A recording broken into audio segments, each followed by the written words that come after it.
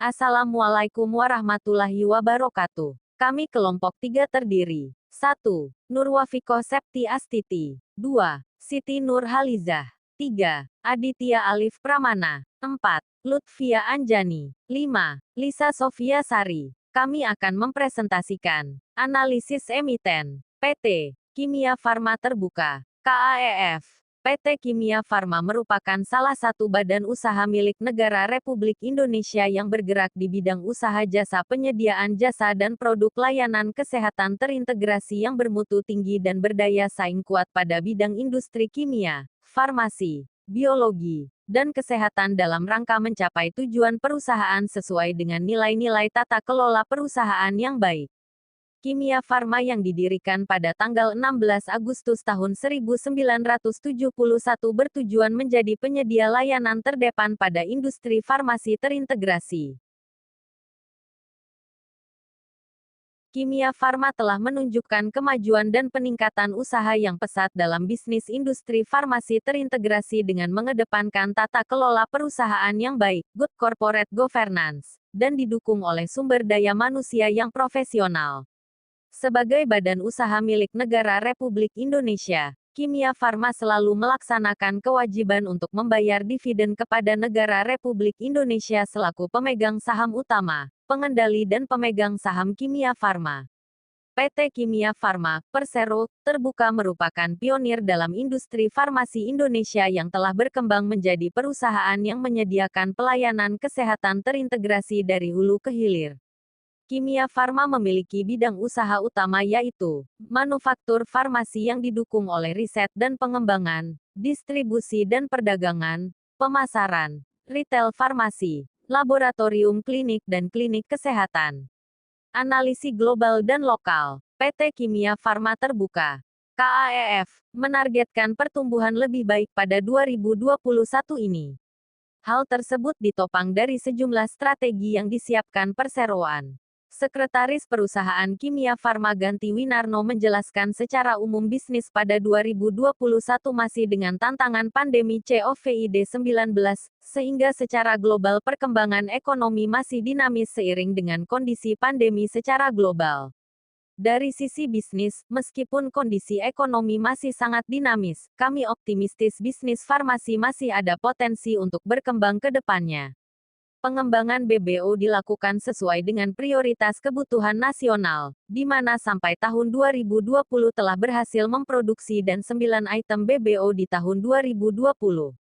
Dengan harapan akan menurunkan impor BBO hingga sekitar 23% di tahun 2024 dengan terus melakukan pengembangan BBO lainnya. PT Kimia Farma Terbuka menyebut ada beberapa tantangan yang harus dihadapi untuk mewujudkan kemandirian industri bahan baku obat BBO di dalam negeri. Tantangan yang dihadapi industri BBO diantaranya skala ekonomi, teknologi, sumber daya manusia dan regulasi. Untuk pengembangan industri BBO, diperlukan dukungan dari seluruh pihak untuk menyelesaikan tantangan itu. Sehingga ke depan kemandirian industri BBO dalam mengurangi ketergantungan impor, khususnya impor BBO farmasi dan penguatan industri farmasi dalam negeri. Tinjauan industri dan posisi persaingan. 3 BUMN yang akan bergabung dalam satu naungan BUMN farmasi yakni PT Bio Farma, Persero, PT Kimia Farma Terbuka, KAEF, dan PT Indofarma Terbuka, INAF. Holding ini bertujuan agar kinerja BUMN farmasi lebih kuat dan mempermudah akses terhadap investasi yang berujung pada ekspansi bisnis.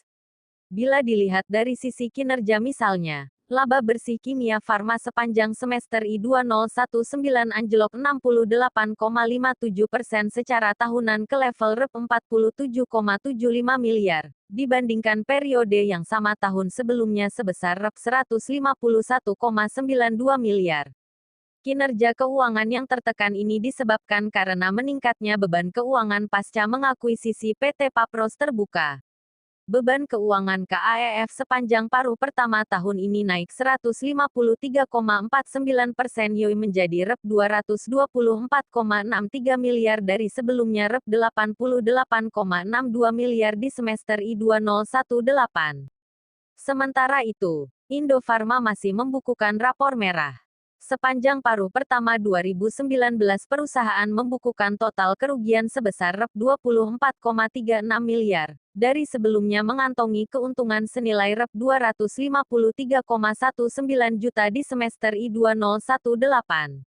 Analisis keuangan. Daftar penilaian kinerja aspek keuangan PT Kimia Farma Perserv terbuka periode tahun 2016 sampai tahun 2018. Pada indikator ROI, rasio kas, rasio lancar, collection, periods, perputaran persediaan, TATO, dan Theta pada tahun 2016 mendapatkan bobot 665. 2017 mendapatkan 64,5 dan 2018 mendapatkan 64,5 dibagikan dengan total skor non-infra, 70, mendapatkan 0,95 pada tahun 2016. 0,92 pada tahun 2017 dan 2018 dikalikan dengan 100% mendapatkan 95% 2016 dan 92% di tahun 2017 dan 2018 dengan kategori sangat baik. Berdasarkan hasil penelitian analisis rasio keuangan PT Kimia Farma, Persero, terbuka menurut SK Menteri BUMN nomor Cap 100, Embu. 2002 yang dilihat dari rasio profitabilitasnya, maka keadaan perusahaan dalam keadaan baik.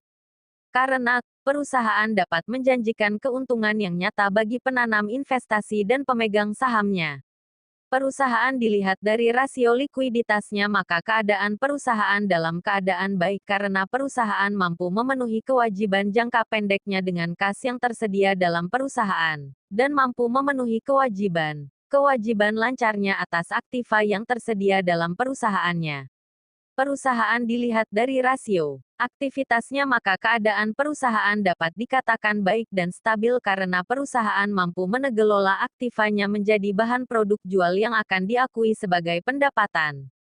Perusahaan dilihat dari rasio solvabilitasnya, maka keadaan perusahaan dapat dikatakan baik karena keadaan jumlah modal yang ada dalam aktivanya mampu menjamin kewajiban jangka panjang dan jangka pendeknya.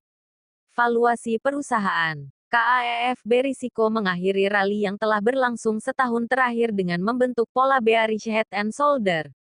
Pola ini menandakan bahwa jika KAEF melemah di bawah support 3100, KAEF berisiko terus melemah menuju 1800. Jika target 1800 terlewati, target penurunan kedua berada di 1400. Rekomendasi: hindari sell kalau turun di bawah 3100 bagi yang masih punya. Target penurunan pertama di 1800. Jika target penurunan pertama terlewati, target kedua berada di 1400. Risiko investasi. Menyediakan barang dan atau jasa yang bermutu tinggi dan berdaya saing kuat khususnya bidang industri kimia, farmasi, biologi, kesehatan, industri makanan serta minuman, dan mengejar keuntungan guna meningkatkan nilai perusahaan dengan menerapkan prinsip-prinsip perseroan terbatas. Sebagaimana halnya dengan bidang-bidang usaha lainnya, bidang usaha yang dilakukan perusahaan juga tidak terlepas dari risiko yang disebabkan oleh berbagai faktor yang dapat mempengaruhi kegiatan usaha perusahaan. Berkaitan dengan hal ini, perusahaan berupaya meminimalkan risiko dengan melakukan pengamatan yang seksama terhadap risiko tersebut. Menurut manajemen, risiko-risiko usaha yang mungkin dihadapi perusahaan adalah sebagai berikut. 1. Risiko perubahan mata uang depresiasi nilai rupiah terhadap valuta asing.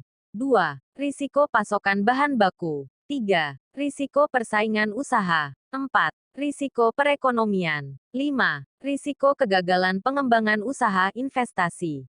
6. Risiko pemalsuan obat. 7. Risiko produk rusak. 8. Risiko pemogokan karyawan. 9. Risiko dampak lingkungan. Kesimpulan, Kimia Farma menyatakan tetap optimistis kinerja perusahaannya akan bertumbuh dibandingkan tahun lalu.